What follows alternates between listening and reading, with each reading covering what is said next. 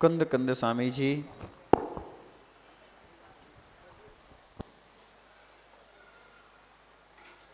कह रहे थे,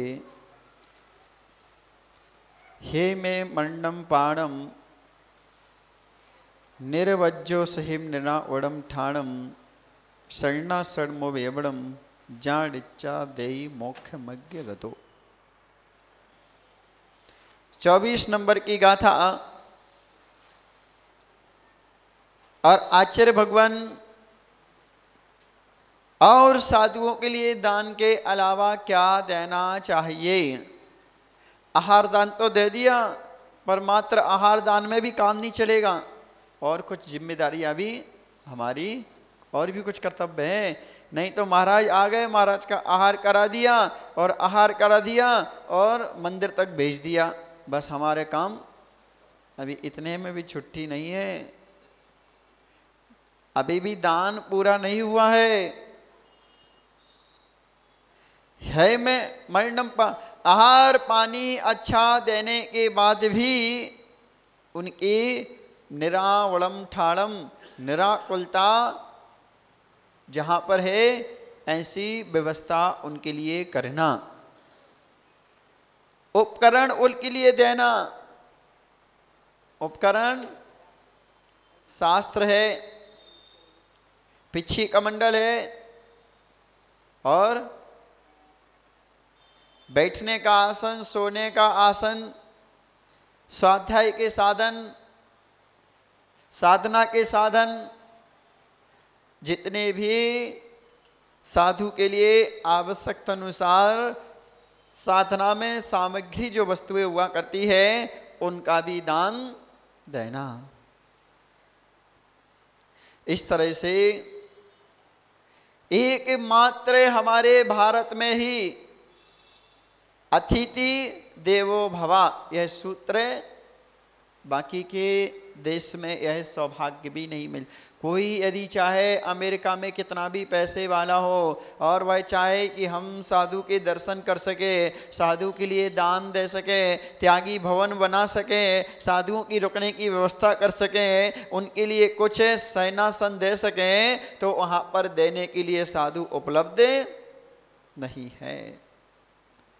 इसलिए एकमात्र जितने भी तीर्थंकर हुए हैं, सभी के सभी तीर्थंकरों ने आर्य खंड में जन्म लेते हैं, कोई भी तीर्थंकर मिलिक्ष खंड में जन्म नहीं। इसलिए हम बोलते हैं ना, आर्य खंडे भारत देशे महाराष्ट्र प्रांते नागपुर नाम नगरे महावीर चैतल मध्य शुभ तिथि शुभ वार शुभ नक्षत्र शुभ दिन। बोलते कि नहीं बोलते? आमी श्रीभंतम के पाल संतम विषबादी महावीर परंद चतुर्थ तीर्थंकरम। आर्य खंड जहां पर आर्य लोगों की उत्पत्ति हुआ करती है। आर्य का अर्थ हुआ करता है सज्जन लोग, आर्य का अर्थ हुआ करता है गुणवान लोग, आर्य का अर्थ हुआ करता है सरल लोग, और आर्य का अर्थ हुआ करता है जहां पर चारित्र धारण कर सके ऐसा माहौल। और ऐसे एकमात्र हमारे भारत में ही साधु पाए जाते हैं। दिगंबर साधु कभी विदेश नहीं जा सकता। क्यों नहीं जा सकता? क्यों नहीं जा सकता है? विदेश जा सकता, पर वहां तक विदेश जा सकता जहां तक वाहन का उपयोग नहीं करना पड़े ना। यहाँ से पाकिस्तान में साधु जा सकता है, इराक ईरान तक भी जा सकता है, अफगानिस्तान में भी जा सकता है। जहाँ जहाँ तक पद विहार हो सकता है साधु वहाँ वहाँ विहार। पाकिस्तान तो अभी चला गया ना भारत से, पहले तो भारत में ही था। तो मंदिर वहाँ पर आज भी है। बहुत सारे स्थल ऐसे हैं कि जहाँ पर जैनों का इतिहास आज भी मिलता है, धर्म का इतिहास आज भी वहाँ पर विद्यमान है, पर सुरक्षा उनकी हम नहीं कर सकते समाज का अभाव होने के कारण से। तो भारत देश में ही इसलिए विद्वानों ने और आचार्यों ने कहा कि भैया सबसे बड़ा पुण्य यदि कोई हुआ करता है जीव का, तो मनुष्य बनना पुण्य नहीं हुआ करता है। मनुष्य में आर्य खंड में जन्म होना ये जीवन का सबसे बड़ा पुण्य हुआ करता है। मनुष्य तो बहुत सारे हैं, कितने सारे मनुष्य मिल जाएंगे, पर सभी मनुष्यों के लिए क्या आर्यखंड मिलने के बाद में भी यदि मिलिक्ष जैसा यदि आचरण है, तो आर्यखंड में जन्म लेने के बाद भी हम मिलिक्ष खंड में ही पैदा हुए, ऐसा समझना चाहिए। आर्य खंड में जन्म लेने के बाद में सभी आर्य बन जाएंगे, ऐसा कभी नहीं हो सकता है। बड़े भाग्यशाली और किस्मत वाले होते हैं कि जिनके लिए अतिथि संविभाग व्रत हुआ करता है। हर कोई इसका पालन नहीं कर सकता है, हर किसी की भावना नहीं बन सकती है। इसलिए दान वही होता है, चौका वही साधु के लिए कभी चौका नहीं लगाया जाता है। नहीं तो बस महाराज आए, शरद महाराज आए तो लगा लो भैया 2-2 चौके। महाराज के लिए कभी चौका, साधु के लिए कभी चौका। यदि तुम साधु के लिए चौका लगा रहे तो आपके लिए पुण्य नहीं मिलेगा।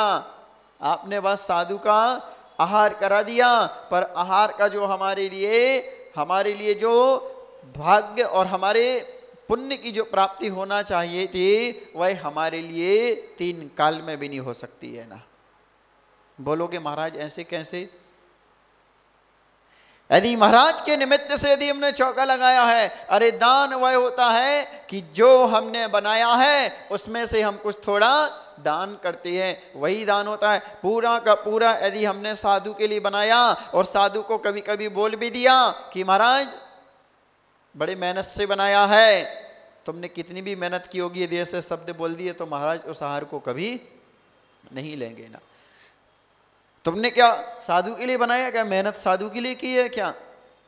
नहीं, हमने अपने लिए बनाया था, उसमें से हमारी भावना बनी, उसमें से हम साधु के लिए थोड़ा दान में देना चाहते हैं। साधु को आहार कराने के बाद में हम अपना भोजन करना चाहते हैं। ए श्रावक का अतिथि संविभाग हुआ करता है कि हमने जो बनाया तो हम अकेली नहीं खाएंगे, हमने जो भोजन तैयार किया है वह अकेली नहीं खाएंगे, उसमें से किसी ना किसी संत महात्मा को बुला करके विधि पूर्वक उनको आमंत्रण करके उसमें से पहले हम अतिथि को खिलाएंगे, फिर इसके बाद में खाएंगे। क्योंकि ये हमारी भारत की संस्कृति है, ये भारत में व्रत है। अतिथि संविभाग एक प्रतिमाधारी का, एक श्रावक का सबसे बड़ा एक कर्तव्य है दान के विषय में कि पहले वह अतिथि का सम्मान करे।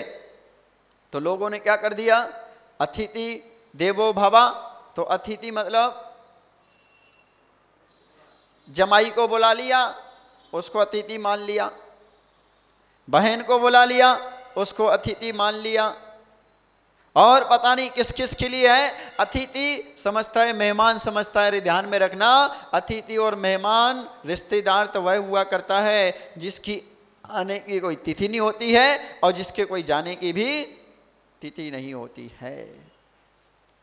बोलोगे महाराज एक महाराज का चौका लगाना बड़ा मुश्किल है और 10-15 लोगों को भोजन करा देना बड़ा सरल है, हैं?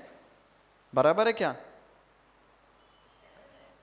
अरे जो अतिथि हुआ करते हैं, अतिथि वह हुआ करते हैं कि जिनका कभी कोई फाइनल नहीं है, कभी भी साधु संत आ जाएंगे, वह साधु ही देव शास्त्र गुरु तुम्हारे सही अतिथि हैं। वास्तविक में वही अतिथि है कि अतिथि वह है कि जिनके घर जो घर में पदार्पण जिनका हो जाए तो घर में एक स्वर्ग जैसा माहौल निर्माण हो जाए। नहीं तो अतिथि आए, जमाई आए और अब तुम्हारे लिए चिंता होगी, अब जमाई आया है तो थोड़ा बहुत तिलक वगैरह भी करना पड़ेगा, बेटी आ गई है, बहन आ गई है तो थोड़ा बहुत उसको कुछ देना पड़ेगा। फिर घर में वातावरण कैसा बन गया? छल कपट मायाचारी। यह अतिथि नहीं है। अतिथि वह है जो हमारे लिए इस संसार समुद्र से पार संसार में घुमाए, संसार में रुलाए, वह हमारे अतिथि नहीं है। अतिथि वह कहते हैं कि जो जिनको देख करके हमारे लिए प्रसन्नता आ जाए, जिनको देख करके हमारा हृदय कमल खिल जाए, जिनको देख करके हमारी आत्मा गदगद हो जाए, हमारा हृदय इतना प्रसन्न हो जाए कि हमारे हृदय के, हमारे मन के पाप, आत्मा के पाप अपने आप नष्ट हो जाएं, पापों का क्षय कर दें, पाप दूर कर दें, उनको बोल। और जो पापों में बांधे, जो पापों में बांधे, अतिथि आए और जब भी आए, शादी का कार्ड निकला, भैया भोजन की समुचित व्यवस्था है आपके आने तक, आपके आने तक, ऐसा लिख दिया। वो रात में 10 बजे आ रहा है तब भी खिला रहे हो उसके लिए। वो अतिथि तुम्हारा अतिथि है कि बल्कि तुम्हारा दुश्मन है? कौन है वो तुम्हारा? है अतिथि है क्या? रात में आ रहा है, 12 बजे आ रहा है, 8 बजे आ रहा है और उसके लिए हम भोजन बना करके खिला रहे हैं। अतिथि तो उसको कहते हैं कि घर पे आने के बाद में हमारे घर की पवित्रता बन जाए, उसको अतिथि कहते हैं कि अतिथि आने से हमारा घर पावन हो जाए, हमारा घर इतना पवित्र बन जाए कि वहाँ पर रहने वाले हर किसी के अंदर इंसानियत पैदा हो। और अतिथि रात में आया और रात में हमने भोजन करा दिया, वो अतिथि है क्या? है?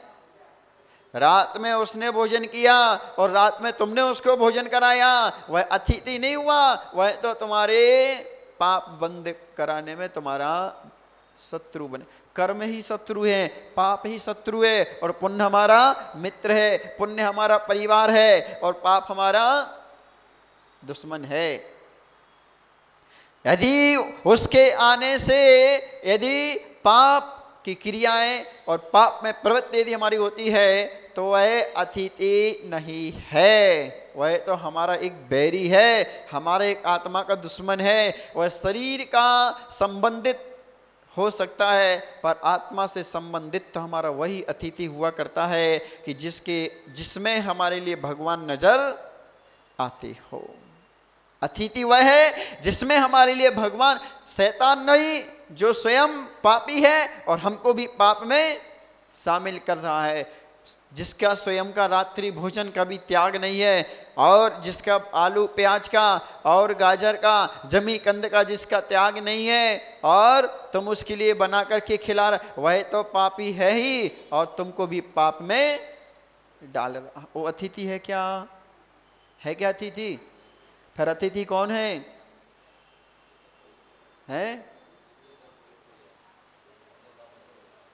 अतिथि वह है, अतिथि देवो भवा, ये सूत्र बोल देते हम और सुन। अतिथि देव है। अब अतिथि देव यदि भगवान है तो भगवान जैसा काम भी तो उसको करना चाहिए, भगवान जैसा उसका आचरण भी तो होना चाहिए। ऐसे सब यदि भगवान हो गए और देवो अतिथि देवो भवा यदि सबके लिए लागू हो गया तो फिर ध्यान में रखना, मंदिर और साधु के पास में आने की लोगों को आवश्यकता ही और जरूरत ही नहीं पड़ती थी ना। इसका मतलब यह नहीं होता है कि जो भी हमारे चौखट पर आ गया, जो भी हमारे चौखट पर आ गया वह हमारा अतिथि बन गया, ऐसा नियम नहीं है। करुणा दान तो हो सकता है पर पुण्य दान और महादान नहीं हो सकता है। तो अतिथि के लिए भगवान कहा गया है कि भगवान रात में आएगा तो भगवान होगा क्या? रात में खाएगा, आलू प्याज खाने वाला होगा, होटल में खाने वाला होगा, वो क्या भगवान होगा? उसको भगवान बोलेंगे क्या? हैं?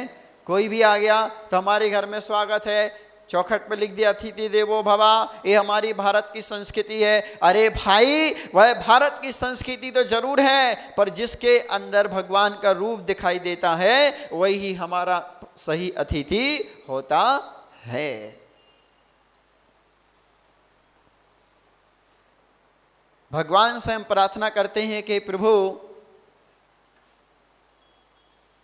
मेरा दान देने का कर्तव्य तो है ही, मेरा धर्म तो है ही दान देने का। धन कमाने का भी श्रावक का एक कर्तव्य है। धन भी वह कमाता है, किस लिए कमाता है? धन किस लिए कमाता है? धन वह 4 कारणों से कमाता है, मात्र ध्यान में रखना। कितना बड़ा भी सेठ रहने दो, कोई सम्राट या राजा अधिपति भी रहने दो, धन यदि कमाने के लिए कहा गया है तो मात्र उसके लिए 4 ही कारण कहे गए हैं। इसमें से यदि कोई 5वां कारण धन कमाने का नहीं है। 4 कारणों के लिए, 4 कार्यों की पूर्णता करने के लिए और 4 कार्यों को करने के लिए वह धन कमाया करता है। पहला कारण उसका हुआ करता है कर्जा चुकाने के लिए। पहला कारण कर्जा चुकाने के लिए धन कमाया करता है, और दूसरा है कर्जा देने के लिए, कर्जा देने के लिए, और तीसरा कारण है उसका पेट, परिवार चलाने के लिए। कर्जा देने के लिए, कर्जा चुकाने के लिए और कर्जा देने के लिए, पेट भरने के लिए, और चौथा कारण है बैलेंस बनाने के लिए, बैलेंस बनाने के लिए। एक सेठ विचारों में बड़ा उच्च विचार का, बड़ा बिजनेस था उसका। एक बार एक सेठ से, वह सेठ मंदिर में जाता है और मंदिर में जाता, समय से पहुंच जाता। धार्मिक कार्यक्रम में, धार्मिक अनुष्ठान में वह हमेशा अग्रणी रहता था, हमेशा वह आगे रहता था, और बड़ा संतुष्टि प्राणी, संतोषामत पिया करूं। इतना संतोषी, इतना संतोषी, उसका एक नियम था। उसने भगवान के सामने किसी संत से एक नियम लिया कि मैं कितना भी मेरा बिजनेस बड़ा हो जाए, जिस दिन में 4 रुपये मेरे आ जाएंगे उस दिन में, उस समय बिजनेस हमारा बंद हो जाएगा। यदि मैं सुबह से दुकान पर गया और 4 रुपये की यदि हमारी दुकानदारी हो गई तो इसके बाद में हम दुकान नहीं चलाएंगे, दूसरे दिन देखेंगे। उससे एक आदमी ने पूछा, भाई 4 रुपये, मात्र 4 रुपये ही तू क्यों कमाता है? 4 रुपये ही तुम क्यों कमाता है? 4 रुपये में तेरा काम हो जाता है क्या? बोले, मेरा घर और परिवार मेरा इतने अच्छी तरह से चल जाता है 4 रुपये में कि हमारे लिए ज़्यादा कमाने की आवश्यकता ही नहीं पड़ती। 4 रुपये का तुम कैसे क्या मेंटेनेंस करते? 4 रुपये के लिए हम 4 भागों में बांट देते हैं। 1-1 रुपया हम 4 हिस्से में कर दिया करते हैं, और 4 हिस्सा करके हम अपना जीवन यापन करते हैं, धर्म में ध्यान करते हैं। यदि गृहस्थ हैं तो गृहस्थी में हम गृहस्थ धर्म को भी नहीं भूलते हैं, अपने कर्तव्य को भी नहीं भूलते हैं। 4 रुपये में हमारा पूरा परिवार का पालन हो जाता है, पूरा परिवार हमारा 4 रुपये में चल जाता है। कैसे चलता? सेठ ने कहा, 1 रुपया मैं खर्चा करता हूँ कर्जा चुकाने के लिए, 1 रुपया कर्जा ब्याज चुकाने के लिए, और 1 रुपया देता हूँ ब्याज से, 1 रुपया ब्याज से देता हूँ, 1 रुपया से कर्जा ब्याज अपना चुकाता हूँ, 1 रुपया से अपना पेट भरता हूँ, और 1 रुपया मैं जमा करता हूँ। जिस दिन 4 रुपये हमारे पास में हो जाते हैं, हम अपनी दुकान बंद करके धर्म में ध्यान करते हैं, स्वाध्याय करते हैं। 4 रुपये में हमारा परिवार का आराम से खर्चा निकल जाता है। उससे पूछा, भाई ये तो बता, 4 रुपये जो है तुम्हारे पास में, जो तुम कर्जा चुकाते, ऐसा कौन सा तुम्हारे ऊपर कर्जा रहता है कि जिससे तुम कर्जा चुकाते हो? उसने कहा, मेरे पास में वह कर्जा है, जब तक इस तन में प्राण रहेंगे तब तक कर्जा बना रहेगा। यह जिंदगी भर हमारे लिए चुकाना है। वह उपकार है हमारे ऊपर, वह जिसने हमारे ऊपर उपकार किया है, ऐसे उपकारी के लिए हम वह 1 रुपया देते हैं।